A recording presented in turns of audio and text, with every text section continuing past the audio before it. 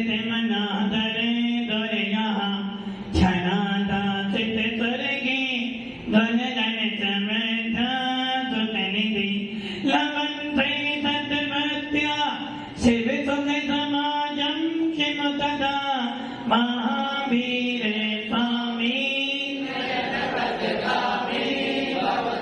महावीर स्वामी महावीर स्वामी पूर्वापतगणितं ज्ञानदर्शनेनायिका चारित्राणं गंभीरा मोक्षे मार्गोपदेशिका पंच परमेश्वरी भगवान की एक राधिनाथ भगवान की अंतिम शासकपति भगवान महावीर स्वामी की आचार्य श्री कुंद कुंद भगवंत की आचार्य श्री विमल सागर जी महाराज की आचार्य गुरुदेव सरस्वती सागर जी महाराज की 3,9 करोड़ मुनि रजों की द्वादशा जिनवानी माता की आचार्य परमेश्वर सुंदर सागर जी महामंडराज की जय समस्त आचार्य संघ की जय एक गुरुदेव का जय जय गुरुदेव भव्य आत्माओं अंतिम तीर्थेश भगवान महावीर जिनकी पावन देशना प्रत्येक जीव को कल्याण का मार्ग बता रही है ऐसी वो वीतरागवाणी जो अनादि निधन है कल भी कल्याण कर रही थी आज भी कल्याण करेगी और आगे भी कल्याण करेगी सौभाग्यशाली है कि हमें ऐसी वीतरागवाणी सुनने को मिल रही है जो कि आचार्य भगवंत कुंद स्वामी कह रहे हैं जिनवाणी सुनने की पात्रता किसकी होगी भव्य जीव की जो भव्य जीव होगा वही जिनवाणी सुन सकता है जो भव्य जीव होगा वही जिनवाणी सुनेगा और जो भव्य जीव जिनवाणी सुनेगा वही भगवान बनेगा यदि मान लो आपको डॉक्टर ने कहा कि आपको दवाई खानी है ध्यान हटाओगे तो समझ में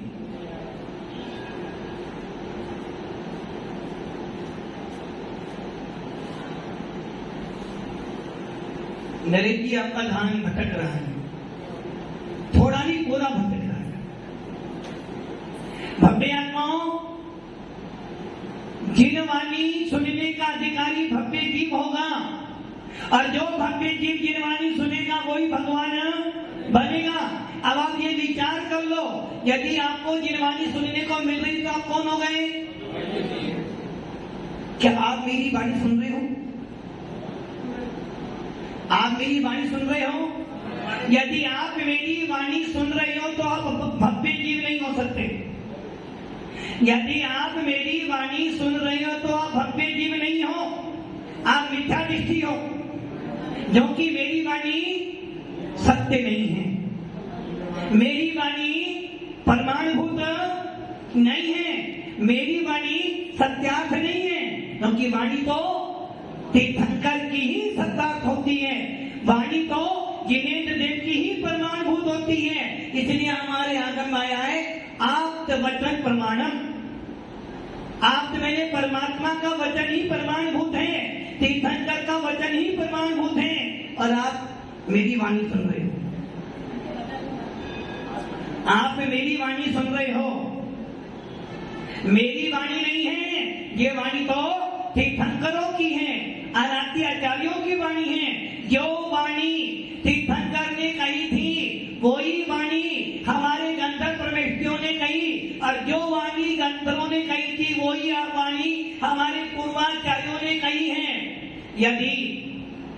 यदि किसी भी दिगंबर साधु का उपदेश तीर्थंकर की वाणी के अनुसार है पूर्वाचार्य के अनुसार है तो वो वाणी हमारे लिए परमाणुभूत है और यदि वो वाणी तीर्थंकरों से मेल नहीं खाती है विरोधाभास कराती है तो समझ लेना आपकी वाणी प्रमाणभूत नहीं है पहले वक्ता प्रमाण होता है, बाद में उसके वचन प्रमाणभूत होते हैं। इसलिए हमारे जैन शासन में कहा मौन रहो, मौन। नरेश जी मौन। हाँ महाराज जी आपके सामने तो मौन रहेंगे।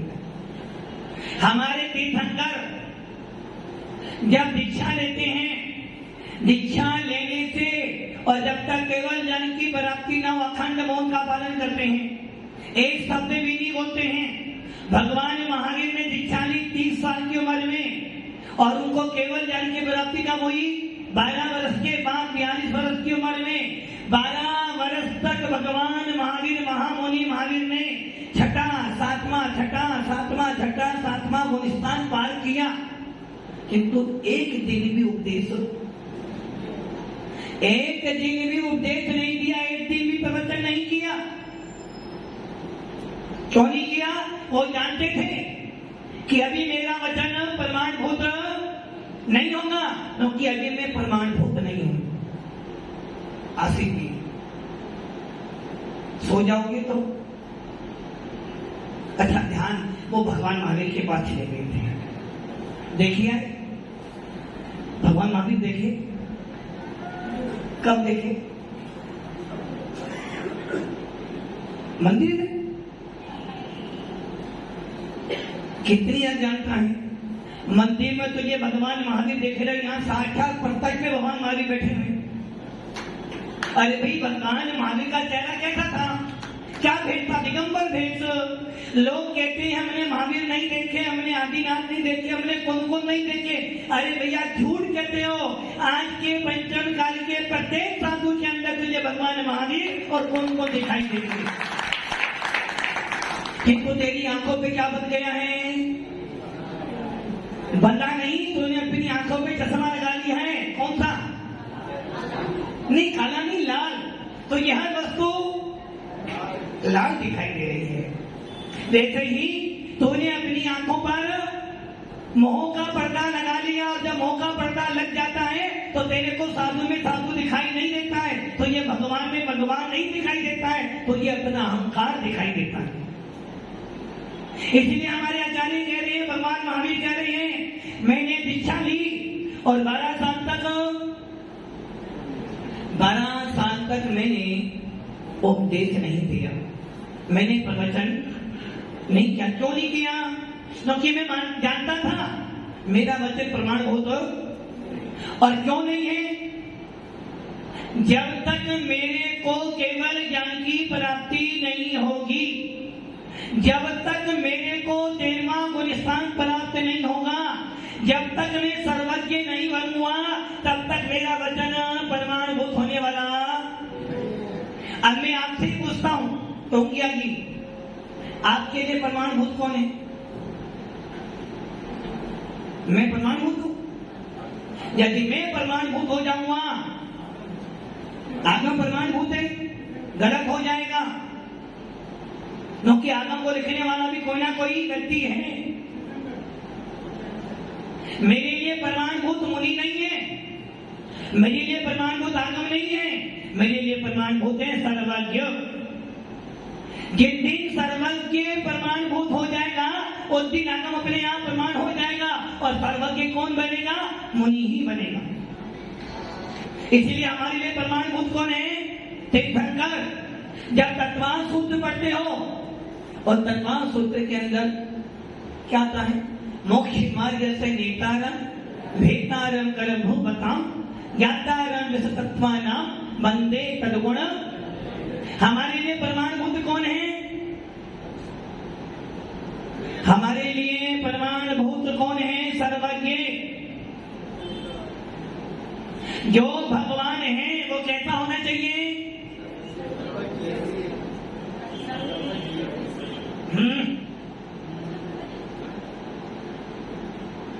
हमारे लिए प्रमाणभूत कौन है? फिर गलत कह रहे हो। आपके लिए प्रमाणभूत कौन है? सर्वज्ञ। हर संप्रदाय का व्यक्ति कहता है कि मैं सर्वज्ञ हूं। हर संप्रदाय में भगवान आपके लिए कौन प्रमाण है? सर्वज्ञ। आपके लिए प्रमाणभूत कौन है? सर्वज्ञ नहीं, हमारे लिए प्रमाणभूत है वीतरागी।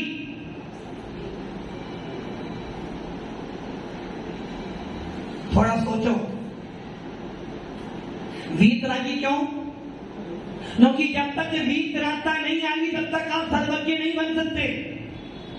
वरना आज पूरे विश्व में अपने आप को सर्वज्ञ मानने वाले बहुत हैं। कोई कहता है डमरू बजा, आ ई ऊ निकल आए। कोई कहता है तीसरी आंख खोली तो परले आ जाता है। इसलिए हर संप्रदाय के अंदर सर्वज्ञ माने गए हैं। और एक तुम्हारा ही भाई कह रहा है, तुम्हारा ही भाई कह रहा है सर्वज्ञ उसे कहते हैं जो कपड़े पहनकर बैठता है। इसलिए हमारे यहाँ सर्वज्ञ की सिद्धि करने से पहले वीतरागी होना चाहिए। जहाँ वीतरागता होगी वहीं पर सर्वज्ञ बना होगा, और जो वीतरागी होगा उसी का वचन प्रमाणभूत। और सर्वज्ञ बनने के लिए वीतरागता चाहिए, और वीतरागता प्राप्त करने के लिए क्या प्राप्त करना पड़ेगा? भव्यपना। यदि भव्य नहीं हो तो मुनि नहीं बन सकते। यदि तू भव्य नहीं है, मुनि बनने की तो बात गिनवानी भी नहीं सुन सकता, और गिनवानी सुन भी लेगा तो गंदा करेगा। इसलिए भगवान महावीर ने 12 साल तक एक शब्द नहीं बोला। वो जानते थे यदि मैं उपदेश दूंगा तो मैं रागी द्वेषी बनकर उपदेश दूंगा, और रागी द्वेषी कभी वीतरागता तो प्राप्त नहीं कर सकता। इसलिए भगवान महावीर ने 12 साल तक ओम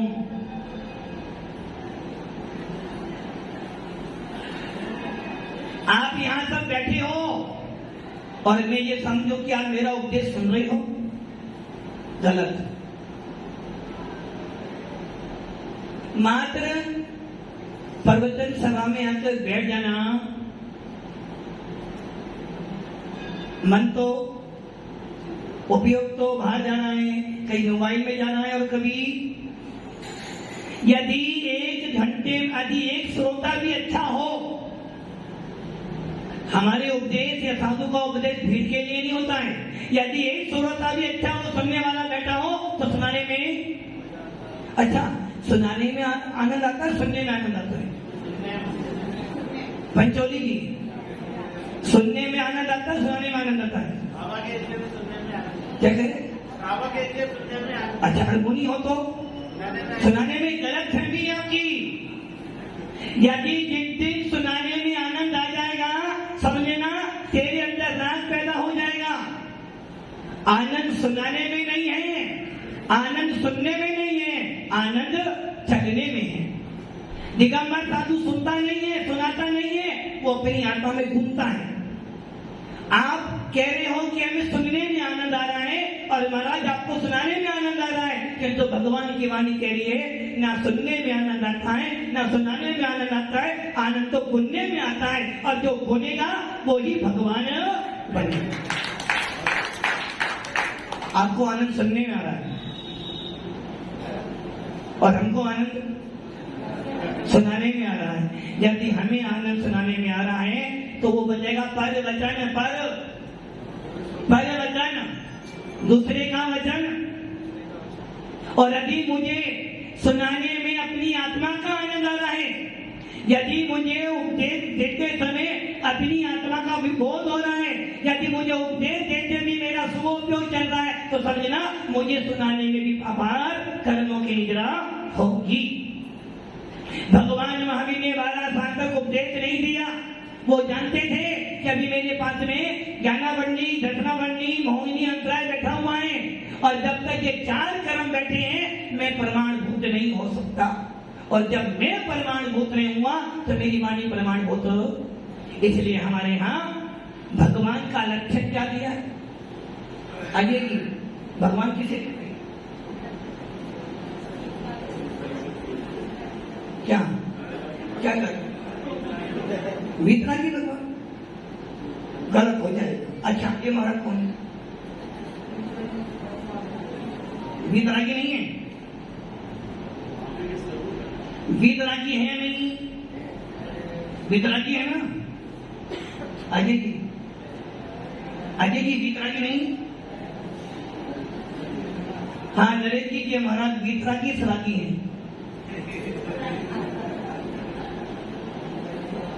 वीतरागी हैं या वित्तरागी हैं?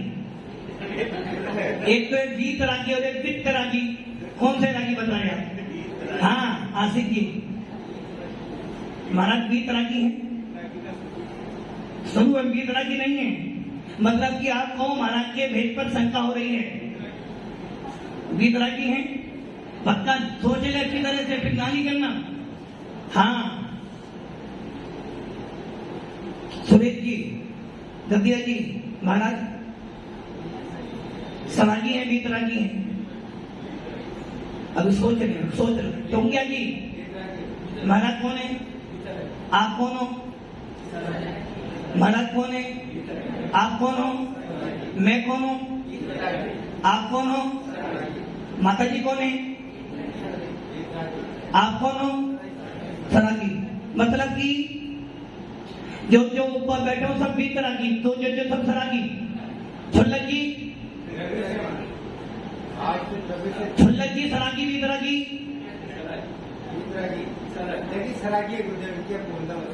सरागी हैं। क्यों?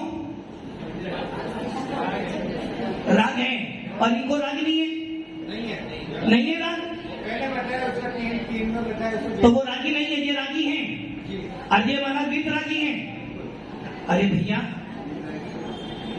अब वो वाले महाराज वो वीतरागी हैं। क्यों वीतरागी हैं? द्रव्य से वीतरागी हैं और भावों से रागी हैं। भावों से हो सकते हैं, मतलब कि द्रव्य से वीतरागी और भावों से रागी हो सकते हैं। यदि वो भावों से रागी हो गए, यदि भावों से रागी हो गए तो गुलिस्तान पैदा हो जाएगा। गद्दिया जी गड़बड़ी हो जाएगी पूरी। अभी तो मात्र दान बाहर से काली थी, अब अंदर से पूरी काली हो जाएगी।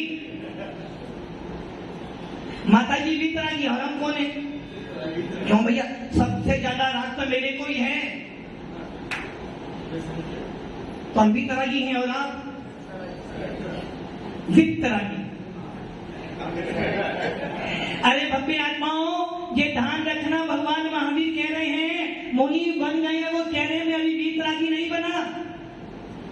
भगवान महावीर कह रहे हैं महामुनिराज जिनका गुण स्थान छठा सातवां है, अनंतानुबंधी या पट्टा खान कसाई नहीं है, बैठे हुए साधना कर रहे हैं और 12 साल तक छू नहीं करी।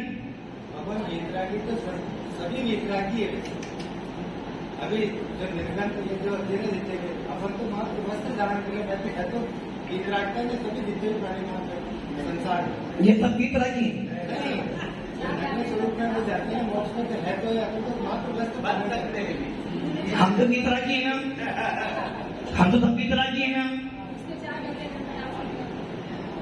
गद्दिया जी वीतरागी हम सब वीतरागी और आप सब लोग आगम की अपेक्षा से बताया तो आगम की अपेक्षा वीतरागी है और आपकी अपेक्षा रागी है। हमें भावों से भावों से रागी है। आप भावों से रागी हो, धर्म से वीतरागी। अरे भैया ये ध्यान रखना, भगवान महावीर कह रहे हैं कि मैंने दीक्षा ले ली, 12 साल तक मैं घोर साधना कर रहा हूँ, और मैं ही नहीं आदिनाथ भगवान जिनका गुणस्थान छठा सातवां है और जिन मुनियों का गुणस्थान 10वां भी है, वो भी यदि वीतरागी नहीं है। अभी वीतरागी नहीं है, जो कि वीतरागता का विशेषण लगेगा जब तेरा मोहिनीकरण का विनाश हो जाएगा। जब तक मोहिनीकरण का उदय है तू वीतरागी, जब तक मोहिनीकरण बैठा है तू वीतरागी नहीं हो सकता है। नौकी मोहिनी कह रहा है, इसलिए हमारे धबला पुस्तक में दीप सिंह स्वामी कहते हैं छदमस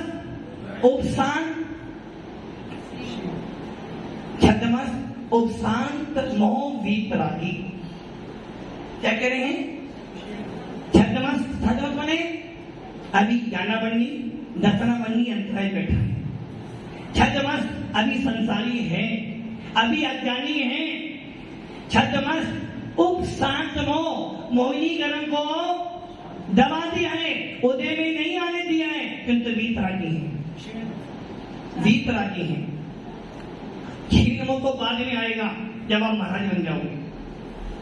पहले गुलिस्तान से लेकर 10वें गुलिस्तान तक के जीव सारे सरागी हैं, क्योंकि हमारे पास मोह है। अब गद्दे के सोच रहे मेरे पास भी मोह है, महाराज के पास भी मोह है, ये भी सरागी है, मैं भी सरागी हूँ, फिर अंतर क्या हुआ ऊपर नीचे बैठने का? अरे भैया ऊपर नीचे बैठने का मतलब नहीं है सारा खेल भागों का है, बस इतना अंतर है कि ये है तो सरागी, अभी राग है, किंतु तुम्हारे पास भी राग है, तेरे पास हो सकता है तेरा गुलिस्तान पहला भी हो सकता है तेरा गुलिस्तान चौथा भी हो सकता है, और हो सकता है तेरा गुण छठा भी हो सकता है। राकेश जी पंचोली छठा हो सकता है भावों से तो चौथा भी हो सकता है। हाँ राकेश जी, पाटनी जी, गुलिस्तान पहला भी हो सकता है आपका, चौथा भी हो सकता है और चौथा भी हो सकता है ना, होने भावों से तो हो सकता है ना। अरे जब तुम समाई करते हो, मंदिर में जाते हो, अभिषेक करते हो, जब भाव कैसे होते हैं? बहुत अच्छे होते हैं भाव। उस समय आपका गुण चौथा भी हो सकता है। गद्या जी, जब आप यहाँ बैठे हो, अभी कोई राग देश नहीं है आपके पास, तो गुलिस्तान आपका चौथा हो सकता है, छठा भी हो सकता है, सातवां भी हो सकता है और पहला भी। अरे भैया गड़बड़ी हो जाएगी, गड़बड़ी हो जाएगी। यदि कपड़े पहने छठा गुलिस्तान हो जाएगा तो समझे ना कपड़े वालों को भी तुम्हें मुनि कहना पड़ेगा। यदि कपड़े पहने छठा गुलिस्तान हो जाएगा, सातवां हो जाएगा, तो फिर कोई भी संयम धारण नहीं करेगा। जो स्वाध्याय प्रेमी हैं, जो आत्मा आत्मा आत्मा चिल्लाते हैं, वो यही तो कहते हैं कपड़े पहने भी भगवान आत्मा हो गया। क्या मतलब क्या हुआ? कपड़े पहने ही तेरा गुलिस्तान सातवां। यदि ऐसा हो जाता तो अभी ये दो महाराज जो बेचारे अभी बने आपके नगरी में, गलती कर इन्होंने तो बनना नहीं चाहिए था। जब कपड़े पहने ही भगवान आत्मा बन रहे हो तो क्यों दीक्षा लेके गर्मी सर्दी सहन करे, एक टाइम भाग करे, आराम से एसी में बैठकर समय साथ पढ़े, नियम साथ पढ़े, बोले मैं आत्मा हूँ। सही है ना? इसलिए ध्यान रखना, कपड़े पहने पहला गुलिस्तान हो सकता है, दूसरा हो सकता है, तीसरा हो सकता है, चौथा हो सकता है और पांचवा भी हो सकता है।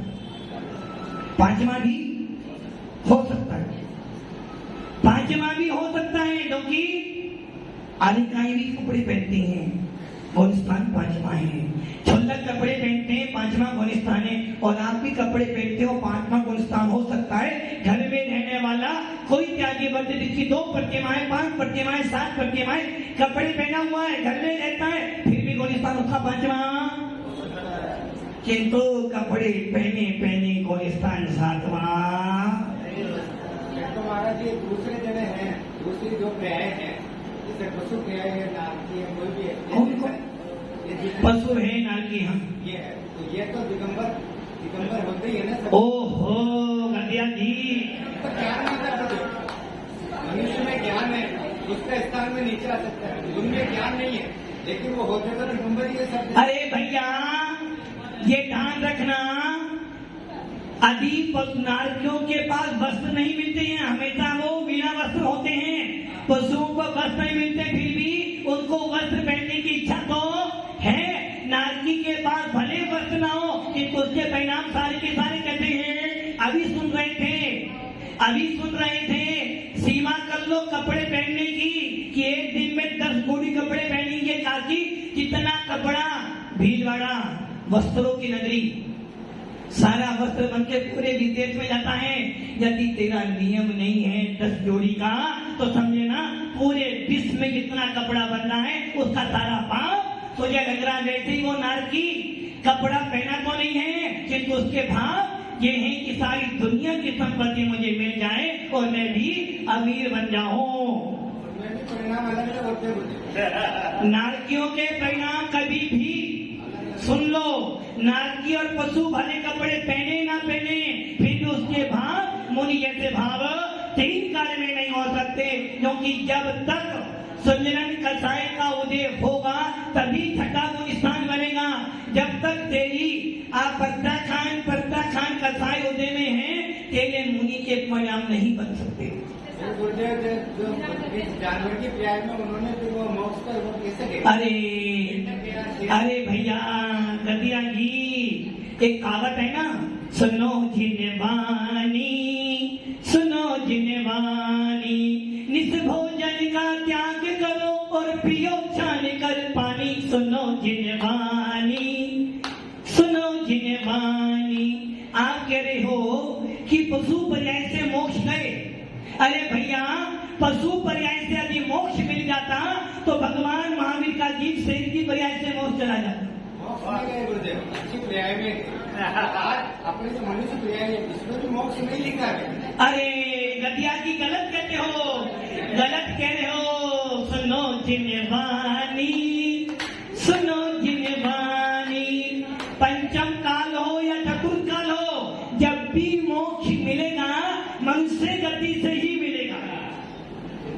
कोई सा भी काल हो, मोक्ष को मनुष्य गति से मिलेगा। अरे भैया, मोक्ष मनुष्य गति से नहीं मिलेगा, निर्गंत मुद्रा से मिलेगा, और मोक्ष निर्गंत मुद्रा वाले को ही मिलेगा, ये जरूरी है। निर्गंत मुद्रा धारण करने पर ही मोक्ष मिलेगा, किंतु सभी को मोक्ष मिल जाएगा, ये भी जरूरी। इसलिए पशु पर्याय हो, नरक पर्याय हो, देव पर्याय हो, इन तीनों पर्यायों से मोक्ष मार्ग को मिल सकता है, किंतु मोक्ष मिलने वाला नहीं है, क्योंकि देव गति के देव भी सम्य दर्शन प्राप्त कर लेते हैं। देव गति के जीव भी चौथा गुण स्थान प्राप्त कर लेते हैं। देव गति के देव भी अनंतानुबंधी कसाय का उपशम कर सम्य दृष्टि बन सकते हैं, किंतु देशपति प्रतिभाधारी पंचम गुण स्थान प्राप्त नहीं कर सकते। एक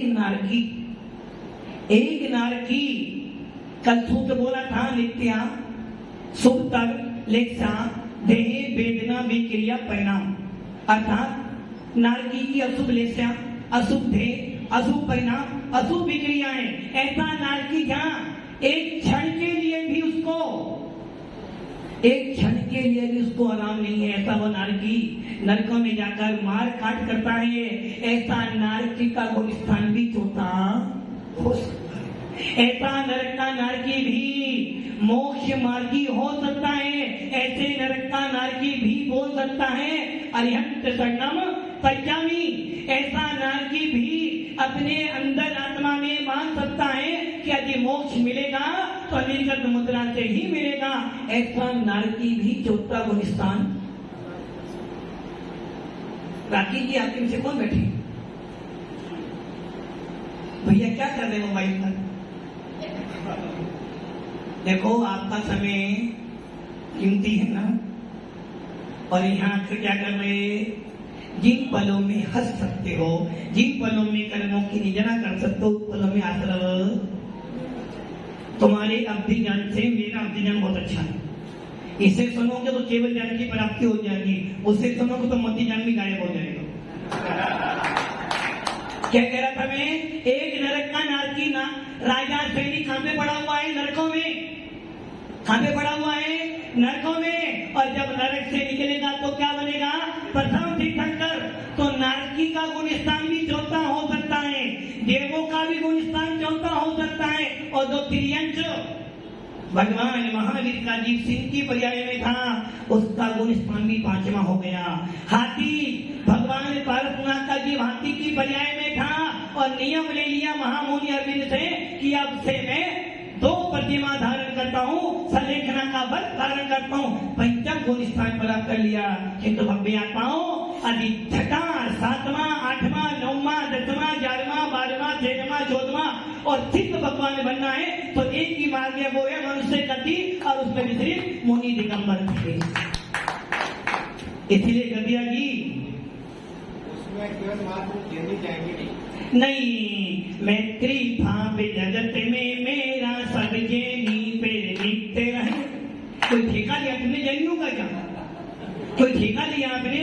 मोक्ष जाने का अधिकारी ब्राह्मण भी हो सकता है, वैश्य भी हो सकता है, क्षत्रिय भी हो सकता है, लेकिन उसको जानकारी, किंतु उसे जिसको भी मोक्ष में जाना है, किसी भी जाति का हो, किसी भी संप्रदाय का हो, किसी भी कुल का हो, मोक्ष में जाने के लिए ब्राह्मण, वैश्य और क्षत्रिय तीनों की मोक्ष में जा सकते हैं। अरे हमारे यहाँ तो शूद्रों को भी सम्यक दर्शन हो सकता है, शूद्र भी भगवान आत्मा का बोध कर सकता है, किंतु ये ध्यान रख लेना, जिसको भी आत्मा का ज्ञान प्राप्त करना है, जिसको भी भव्य बनना है, जिसको भी मोक्ष में जाना है और जिसको भी आत्मा का आनंद लेना है, उसको जिन शासन की शरण में तो आना पड़ेगा।